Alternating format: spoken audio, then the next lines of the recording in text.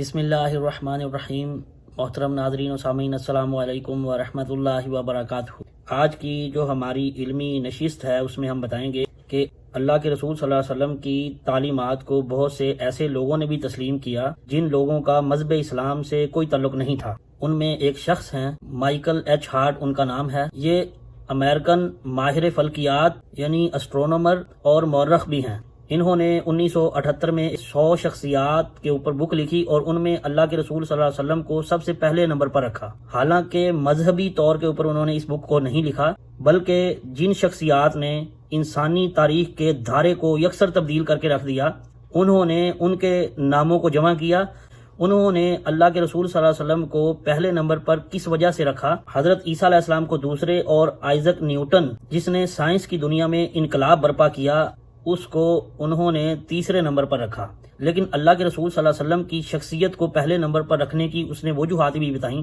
جب اللہ کے رسول صلی اللہ علیہ وسلم کی زندگی کا اس نے مطالعہ کیا تو اس نے یہ تسلیم کیا کہ اللہ کے رسول صلی اللہ علیہ وسلم کی تعلیمات جو تھیں وہ انقلابی تھیں، اور اللہ کے رسول صلی اللہ علیہ وسلم نے عربوں کے اندر، وہ عرب جو اپنی بیٹیوں کو زندہ درگور کر دیتے تھے، ان کے اندر ایسا انقلاب برپا کیا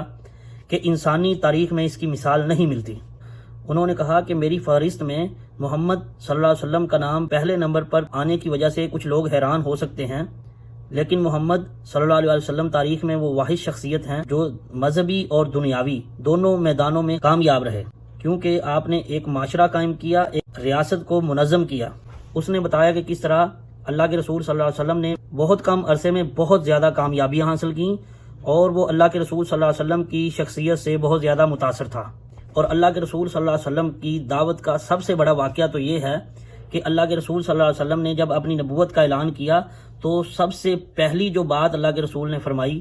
قریش کے اندر اللہ کے رسول صلی اللہ علیہ وسلم نے جو 40 سال گزارے تھے اس کو بنیاد بنا کر اللہ کے رسول صلی اللہ علیہ وسلم نے دعوی نبوت کیا۔ اللہ کے رسول صلی اللہ علیہ وسلم کا لقب جو صادق اور امین تھا، اللہ کے رسول صلی اللہ علیہ وسلم نے ان سے سوال کیا کہ بتاؤ کہ اگر میں کہوں کہ اس پہاڑ کے پیچھے سے تمہارے اوپر کوئی لشکر حملہ کر دے گا تو کیا تم اس بات کو تسلیم کر لو گے؟ تو قریش جن کو اللہ کے رسول صلی اللہ علیہ وسلم نے دعوت کے لیے جمع کیا تھا، انہوں نے کہا ہم منوعاً اس بات کو تسلیم کر لیں گے۔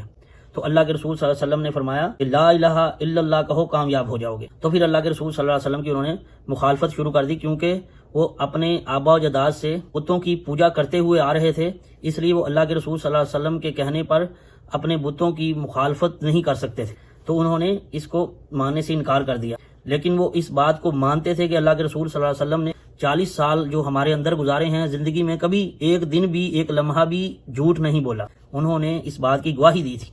اللہ کے رسول صلی اللہ علیہ وسلم ایسی با اثر شخصیت تھے کہ ان کی شخصیت کا ایک ایسا واقعہ جو کچھ اس طرح ہے۔ صحیح مسلم کی حدیث نمبر 868 ہے، اس میں حضرت ابن عباس رضی اللہ عنہ سے روایت ہے کہ زماد نامی شخص مکہ آیا۔ وہ قبیلہ ازد شنو کا آدمی تھا، اور وہ زمانہ جاہلیت میں اسیب زدہ لوگوں کو دم کیا کرتا تھا۔ اس نے مکہ کے کچھ لوگوں کو یہ کہتے ہوئے سنا تھا، نعوذ باللہ، کہ اللہ کے رسول صلی اللہ علیہ وسلم کو جنون ہو گیا ہے۔ تو لوگوں نے جب اس کو یہ بات کہی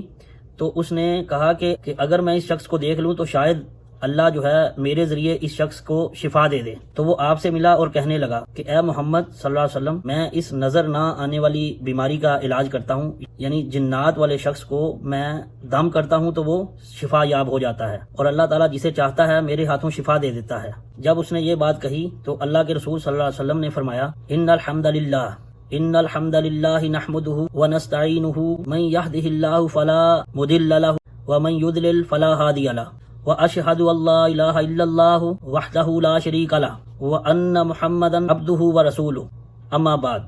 تو اللہ کے رسول صلی اللہ علیہ وسلم نے فرمایا کہ تمام تعریفیں اللہ کے لیے ہیں، ہم اسی کی حمد کرتے ہیں اور اسی سے مدد مانگتے ہیں۔ جس کو اللہ سیدھے راستے پر چلائے اس کو کوئی گمراہ نہیں کر سکتا، اور جسے وہ گمراہ چھوڑ دے اس کو کوئی ہدایت نہیں دے سکتا۔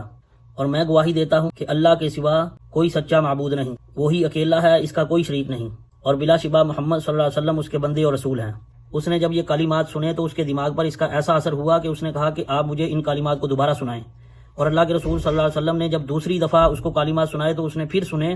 اور تیسری مرتبہ سننے کے بعد اس نے کہا میں نے بڑے بڑے شاعروں سے کلام سنا ہے، بڑے بڑے کاہنوں اور جادوگروں کے اقوال سنے ہیں، لیکن میں نے ایسے کلمات اپنی زندگی میں نہیں سنے۔ اور جماعت اللہ کے رسول صلی اللہ علیہ وسلم کے ان کلمات کو سننے کے فوراً بعد کلمہ پڑھ کر مسلمان ہو گیا اور اس نے اللہ کے رسول صلی اللہ علیہ وسلم کے ہاتھوں پر بیعت کی۔ اس طرح اللہ کے رسول صلی اللہ علیہ وسلم کی شخصیت کا ایسا اثر تھا جس کی وجہ سے اللہ کے رسول صلی اللہ علیہ وسلم کی شخصیت ایسی رعبدار تھی کہ جو اللہ کے رسول صلی اللہ علیہ وسلم کے ساتھ گفتگو کرتا تھا وہ اللہ کے رسول صلی اللہ علیہ وسلم کے کلام سے متاثر ہو کر اسلام قبول کر لیتا تھا۔